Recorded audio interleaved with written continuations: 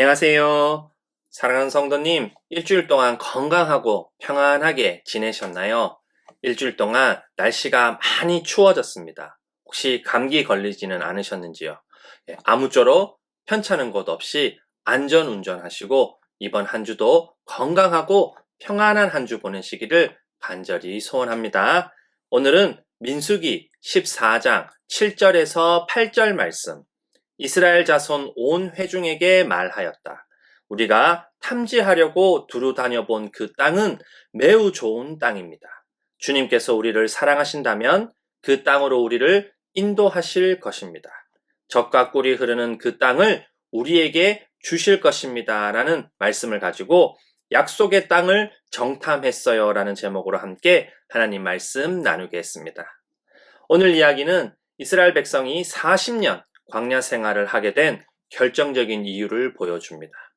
민수기는 이스라엘 백성이 광야 생활 40년 동안 먹이고 입히고 지키고 인도하시는 하나님을 믿지 않고 하나님 말씀도 따르지 않고 계속해서 똑같은 불평불만을 하는 걸 보여줍니다. 그들의 불평불만은 언제나 똑같습니다. 먹을 게 없다, 마실 물이 없다, 우리 자녀들과 짐승들 광야에서 죽게 생겼다, 차라리 이집트에서 죽는 게 나았다, 이집트로 돌아가자. 바로 이 불평불만입니다. 광야 생활 40년 내내 이스라엘 백성을 먹이고 입히고 지키고 인도하시는 하나님과 달리 이스라엘 백성은 40년 내내 하나도 변하지 않고 계속해서 불평불만을 합니다. 그들은 하나님을 믿지 않고 하나님 말씀도 따르지 않습니다.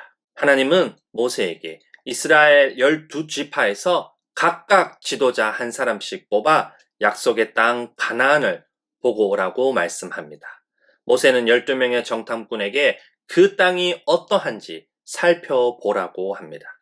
그 땅에 사는 백성이 강한지 약한지, 적은지 많은지, 그들이 사는 그 땅이 좋은지 나쁜지, 그들이 사는 마을들은 장막촌인지 요새화된 성읍인지, 토지는 기름진지 메마른지, 거기에 나무가 있는지 없는지를 살펴보고 오라고 합니다. 담대하게 행동하고 그 땅에 과일을 가져오라고 말합니다. 마치 저희가 이사가는 집과 동네를 미리 보는 것처럼 말입니다. 12명의 정탐꾼은 40일 동안 약속의 땅 가나안을 둘러보고 포도와 석류와 무화과를 따서 가져옵니다. 그 땅은 하나님이 말씀하신 대로 젖과 꿀이 흐르는 땅입니다. 그러나 그 땅에 살고 있는 백성은 강하고 성읍들은 견고한 요새처럼 되어 있고 매우 크다고 두려워하며 10명의 정탐꾼은 가나안 땅에 들어가려고 하지 않습니다. 12명의 정탐꾼 중 한 사람인 갈렙이 올라가서 그 땅을 점령하자고, 반드시 그 땅을 점령할 수 있다고 말합니다.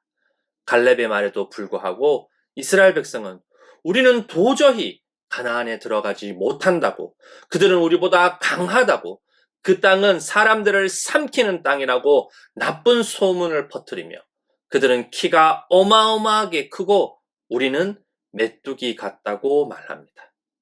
이스라엘 백성은 늘 똑같은 불평불만을 시작하며 모세와 아론을 원망합니다.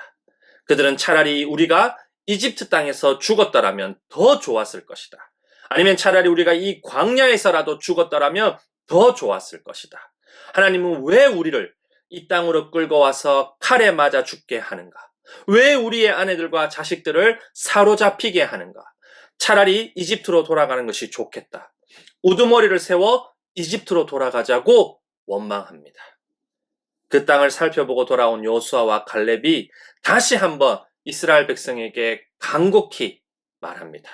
여호수아와 갈렙은 슬픔에 겨워 자신들의 옷을 찢으며 우리가 살펴본 그 땅은 매우 좋은 땅이라고, 주님께서 우리를 사랑하신다면 그 땅으로 우리를 인도하실 거라고, 젖과 꿀이 흐르는 그 땅을 우리에게 줄 거라고, 그러니 제발 하나님을 거역하지 말라고, 그 땅 백성을 두려워하지 말라고, 그들은 우리의 밥이라고, 하나님이 우리와 함께 한다고 말합니다. 그러나 이스라엘 백성들은 이제 여호수아와 갈렙도 돌로 쳐 죽이려고 합니다. 이 행동은 이스라엘 백성들이 하나님을 믿지 않고 대적하는 사실을 인정하는 것이 아니라 여호수아와 갈렙이 거짓말을 하고 있다고 주장하는 겁니다. 그때 하나님이 이스라엘 백성에게 나타나서 이스라엘 백성이 언제까지 나를 멸시할 거냐? 내가 한 일을 다 보고 경험하고도 언제까지 나를 믿지 않을 거냐고 말씀합니다.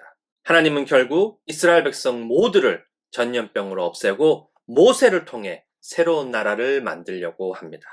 그러나 모세는 자비롭고 은혜로우며 노하기를 더디하고 한결같은 사랑과 진실이 풍성한 하나님이 이집트를 떠날 때부터 지금까지 이스라엘 백성을 용서한 것처럼 다시 한번 용서해달라고 간구합니다. 하나님은 이스라엘 백성을 용서하지만 그 대가가 여호수아와 갈렙을 빼고는 1세대 이스라엘 백성은 아무도 약속의 땅 가나안에 들어가지 못하고 광야에서 모두 죽습니다. 사랑하는 성도님, 하나님은 이번 한 번으로 이스라엘 백성을 심판하시는 게 아닙니다. 하나님은 10번이나 이스라엘 백성이 하나님을 믿지 않고 하나님 말씀을 따르지 않는다고 말씀합니다. 여기 10번이라는 숫자는 정말 숫자 그대로 10번이 아니라 처음부터 끝까지 계속해서 하나님을 믿지 않고 하나님 말씀을 따르지 않는다는 말입니다. 이 말처럼 놀랍게도 이스라엘 백성은 곧바로 하나님을 믿지 않고 하나님 말씀을 따르지 않습니다. 하나님이 약속의 땅 가나안에 들어가지 못한다고 분명히 말씀했는데도 다음날 자신들이 잘못했다면서 가나안 땅에 들어가려고 합니다.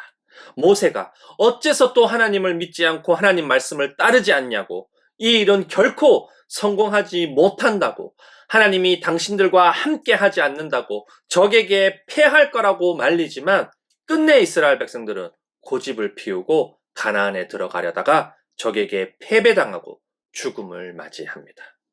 사랑하는 성도님, 이스라엘 백성들의 모습을 보니 어떤 생각이 드시나요? 정말 지긋지긋하게 하나님을 믿지 않고 하나님 말씀을 따르지 않습니다. 이스라엘은 하나님이 아니라 먹을 걸 원합니다. 이스라엘은 하나님이 아니라 우상을 예배합니다. 이스라엘은 하나님 말씀이 아니라 자신들을 신뢰합니다. 놀라운 건 이게 바로 저희들의 모습입니다.